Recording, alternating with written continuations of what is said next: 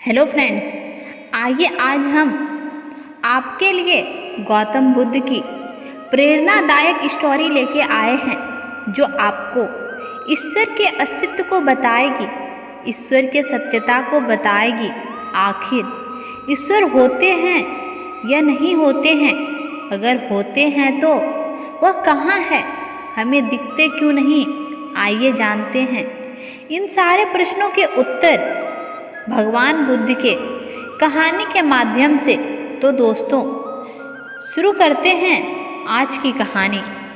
बात उस समय की है जब भगवान बुद्ध इस धरती पर अवतरित थे। एक व्यक्ति जिसके पास धन दौलत की कोई कमी नहीं थी, उसके साथ जीवन काटने वाली पत्नी और राम लक्ष्मण जैसे 2 बच्चे भी थे। उसके पास सब कुछ था। फिर एक दिन उस व्यक्ति के मन में भगवान को पाने की लालसा जगी। उसने सोचा कि मैंने बहुत सारा धन कमा लिया है, अब कभी धन की कमी नहीं आएगी, पर मेरे पास ईश्वर नहीं है, मुझे ईश्वर के दर्शन करने हैं। उस व्यक्ति ने ईश्वर खोजने की ठान ली। फिर उसने कई सारे मंदिर और धर्म स्थानों का निर्माण करवाया, पर उसे ईश्वर नहीं मिले। फिर उसने दान पुण्य करना शुरू कर दिया। उसके खजाने से कई सारा धन दान पुण्य में लगा दिया, फिर भी उसे ईश्वर नहीं मिले। फिर उस व्यक्ति ने सोचा कि अब मैं बड़े बड़े धामों के तीर्थ यात्रा करता हूँ। उस व्यक्ति ने कई तीर्थ स्थानों के दर्शन भी किए। ऐसे करते करते 20 साल गुजर गए, पर उस व्यक्ति को ईश्वर नहीं मिले। भगवान को पाने की कोशिश करते करते वह इंसान थक गया और आखिरकार वह एक दिन महात्मा बुद्ध के पास गया और कहने लगा कि महात्मा, मैं 20 साल से ईश्वर को खोज रहा हूँ, पर मुझे ईश्वर कहीं भी नहीं मिले। क्या आप मुझे ईश्वर पाने का कोई मार्ग दिखा सकते हैं? उस व्यक्ति की बातें सुनकर महात्मा बुद्ध उससे पूछने लगे कि सुनो बालक, ईश्वर खोजना कोई बड़ी बात नहीं है, वह तो बड़ी आसानी से मिल जाते हैं। अच्छा, तुम यह बताओ कि ईश्वर को खोजने के लिए तुमने क्या क्या किया और कहाँ कहाँ खोजा? वह व्यक्ति बुद्ध को पूरी बात बताता है कि मैं कई सारे मंदिरों और धर्म स्थानों का निर्माण किया, दान पुण्य किया और कई सारे तीर्थ स्थानों के दर्शन भी किए, फिर भी मुझे ईश्वर नहीं मिले। महात्मा बुद्ध उसकी बातें सुनकर हंस पड़े और कहा, ठीक है, तुम्हें ईश्वर के दर्शन करने हैं ना, तुम शाम के वक्त मेरे पास आ जाना, तुम्हें ईश्वर मिल जाएंगे। वह सज्जन खुश होकर चला गया कि मुझे आज ईश्वर के दर्शन होंगे। फिर कुछ देर बाद संध्या होने को आई, पर महात्मा बुद्ध संध्या होने से पहले कुछ ढूंढने लगे हैं। शिष्यों ने आकर पूछा कि गुरुजी, आप क्या ढूंढ रहे हैं? महात्मा बुद्ध ने बताया कि मेरे पास एक कीमती मोती था, परंतु वह कीमती मोती खो गया है, उसे ही ढूंढ रहा हूँ। महात्मा बुद्ध की बात सुनकर शिष्य भी उस मोती को ढूंढने में लग गए।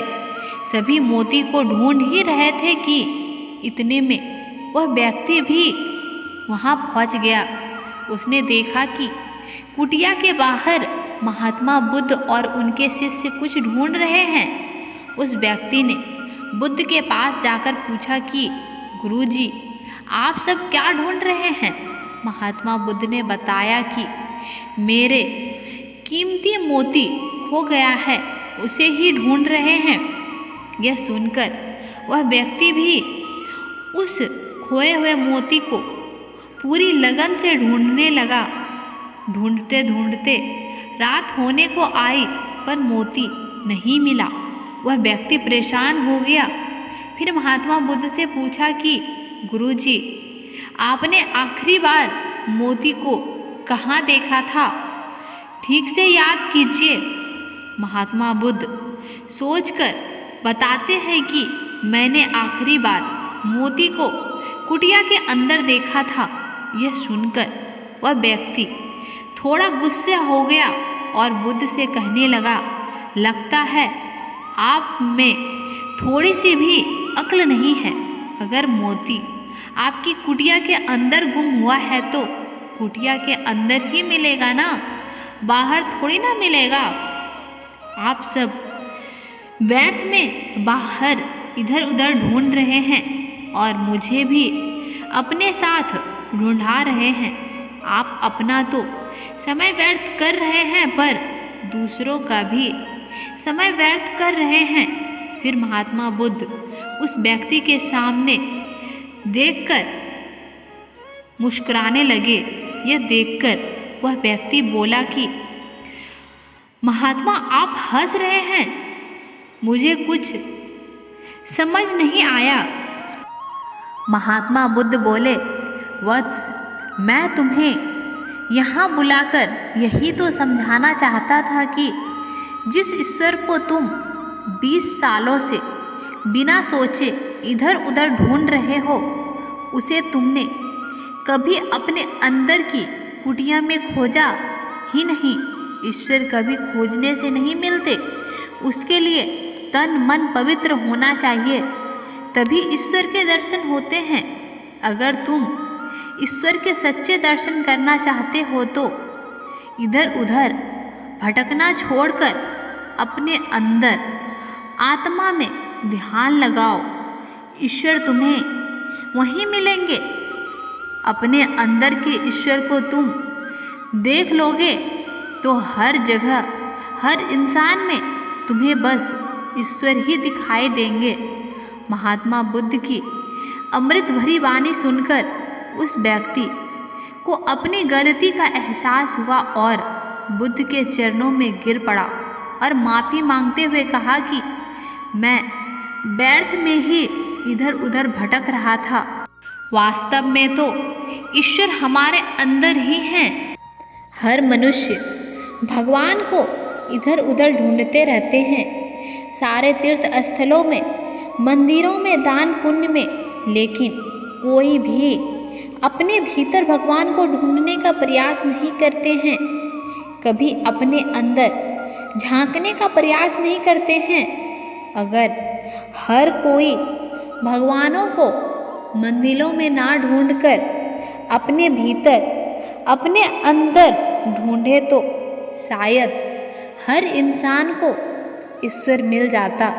तो दोस्तों, आपको यह कहानी कैसी लगी कमेंट में ज़रूर लिखें।